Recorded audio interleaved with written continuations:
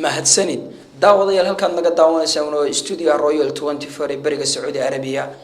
jimca kastana aad naga daawataan wararka Bariga Dhexe wararkan idin haynana maanta waxaa kamid ah dawladda Ciraaq ayaa sheegaysa inay dagaal kula jirto Danbeeyay ay ku sheegeen inay taageersan yihiin ururka al-Qaacida dagaalyahano Sunniyiin ayaa la wareegay dhul ballaaran oo ka tirsan magaalooyinka Fallujah iyo Ramadi madaxa ciidanka la dagaalanka argagixisada ee dalka Ciraaq ayaa sheegay in dagaalo ay haatan ka socdaan magaalada Fallujah arrintan ayaa imaanaysa maalmo kadib markii ay dawladda Ciraaq xog ku kala dareerisay dibadbaxyo ballaaran oo laga soo horjeeday dawladda oo lagu dhigayay magaalada Ramadi Sunniyiinta dalka Ciraaq ayaa sheegay in dawladdu ay hogaaminayaan Shiicadu ay si xun ula dhaqmayso Sunniyiinta dawladda ayaa sheegaysa inay la dagaalamayso Danbeeyay taageersan dawladda Islaamiga ee Ciraaq ee xiriirka la leh al-Qaacida ra'iisul wasaaraha dalka Ciraaq Nuur al-Maliki ayaa sheegay inuu ka hortagi doono waxa uu ugu yeeray argagixisada ka dagaalamaysa gobolada Sunniyiinta ay degan yihiin dhowr maalmood ka hor Sunniyiinta dalka Ciraaq ayaa sheegay inay ka cadhoodeen tallaabada ay dawladda ku xidhay xildhibaan Sunni ah isku soo wada duubo dagaalada ka socda wadanka Ciraaq ayaa isku bedelay dagaal u dhaxeeya Shiicada wadanka xukunta iyo Sunniyiinta dalka Ciraaq degan oo lagana tira badan yahay dawladda koonfurta Suudaan iyo fallaagada ku kacsan xukuumadda uu hogaaminayo madaxweyne Salva Kiir ayaa wada aqbalay in ay wada hadlaan hogaamiyaha fallaagada ah dagaalka xoogan kula jira xukuumadda Salva Kiir Mr. Riek Machar ayaa waxa uu qaatay wada hadal uu la galo madaxweynaha dalkaas koonfurta Suudaan gogasha wada hadalada oo maalinimadii shalay si rasmi ah loo furay ayaa waxa ilaa haatan ka soo bixin warbixin taabanaysa qodobada laga wada hadlay iyo halka uu marayo iyadoo wali ay indhaha caalamku eegayaan natiijada ka soo baxda shirkaas lagu dhexdhexaadinayo labada dhinac koonfurta Suudaan ayaa muddo 2 toddobaad in ka badan waxa ka soconaya dagaalo xoogan oo ay isaga soo horjeedaan fallaaga uu hogaaminayo madaxweyne ku-xigeenkii hore ee dalka koonfurta Suudaan Riek Machar iyo dawladda uu madaxweynaha ka yahay Salva Kiir dagaalada koonfurta Suudaan ayaa waxa ay galaaftay nolosha kumanaan qof xilli dad fara badan ay ka barakaceen deegaanada koonfurta Suudaan walow dawladda koonfurta Suudaan ay Kenya iyo Uganda dusha ka saartay dhibaatada ka jirta koonfurta Suudaan ugu yaraan 2 ruux ayaa ku geeriyooday dibadbaxayaal taageersanaa madaxweynihii hore xilka laga qaaday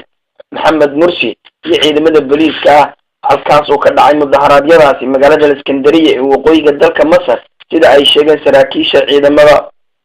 isku dhacyadii booliiska iyo dibadbaxayaasha ayaa la sheegayaa in sidoo kale ay ku dhaawacmeen 3 ka mid ah ciidamada booliiska ee dawladda Masar wasaaradda arrimaha gudaha ee dawladda Masar ayaa sheegtay in rabshadahaasi ay qarxeen intii ay socdeen dibadbaxyo ay soo abaabuleen taageerayaasha ururka aqwaan muslimiinka wasaaradda arrimaha gudaha ayaa ku eedeysay dibadbaxayaashii taageersanaa ururka aqwaan muslimiinka inay xidheen wadooyinka waaweyn ee magaalada Iskandariya isla markaasina ay halkaas ku gubeen gawaadhi aad u fara badan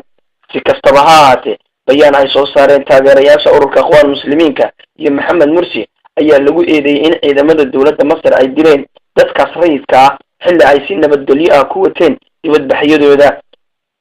wadanka Masar ayaa waxa hore uga dhacay rabshado kala duwan iyo dibadbaxyo tan iyo markii madaxweynihii hore ee dalka Masar Maxamed Mursi xilka afgambiga looga tuuray 3 bishii Maarch ee sanadkii hore wadanka Lubnaan oo muddooyinka ugu dambeeyay uu ka dhacay qaraxyo kala duwan ayaa waxa saaka ka dhacay qarax ay ku dhinteen 4 ruux ayaa waxa uu ka dhacay magaalada Herid ay ku badan yihiin xafiisyada ururka Xisbullah ee dalka Lubnaan qaraxan ayaa waxa uu dhacay xilli magaalada ay aad u mashquulsanaayeen wararka ayaa waxay intaas ku darayaan in 10 ruux kale ay ku dhaawacyo ka soo gaareen qaraxaasi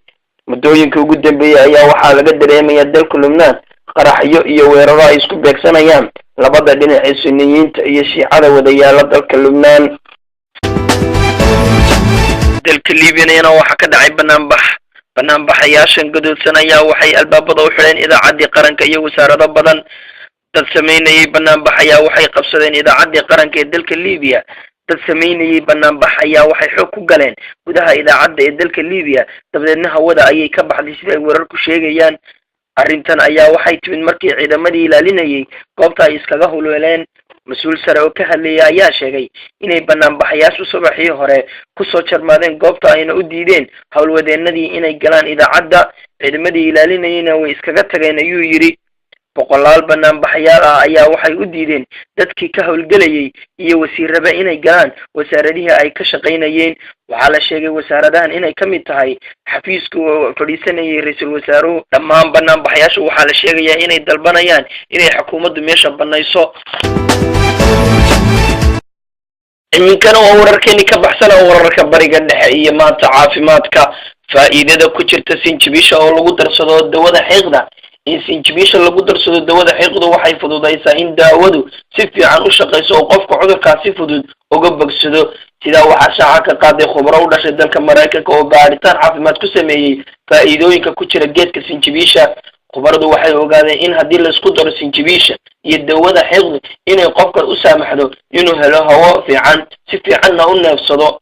in la isku darsado labada daawo sinjibiisha iyo daawada xiiqda waxay si fudud u daaweeyaan xiiqda. marka qofku isku daro waxaa la helaa hawo uu ku neefsado maadaama naqasku ku dhago qofka cudurka xiiqda hayo. haddii si fiican loo fahmo arrintan waxay hordhac u noqonaysaa in dawo fiican loo helo cudurkaas. sidaa waxaa tiri Dr. Elizabeth oo ka tirsan jaamacadda Columbia University oo Mareykanka ku taala. cudurkan xiiqda ama asmadu waxa uu si toos ah u weeraraa dhuunta hawada bani aadamka oo afka qalaadna lagu yiraahdo bronchial tubes. kadibna waxa ay u sii gudubtaa sababada dadka. dhakhaatiirtan waxay qaadeen xubin bani aadamnimo oo qabta cudurka xiiqda dabadeedna waxay ku shubeen daawada xiiqda iyo sinjibiil la isku daray. waxaanay natiijada u soo baxday noqotay in xubintii xiiqda haysay si fudud u daaweysantay. xiiqdu waxay noqotay mid aad iyo aad ugu badan adduunka waqtigan, laakiin waxaa soo shacbacday in si fudud lagu daaweyn karo. 40 sano ee lasoo dhaafay waxaa lasoo saray daawooyin, balse waxaa la ogaaday haatan sidii daawada si fiican looga shaqaysiin lahaa. halkaana waxay noogu dhamaaday wararkii bariga dhexe. awil cagaare Royal TV bariga dhexe.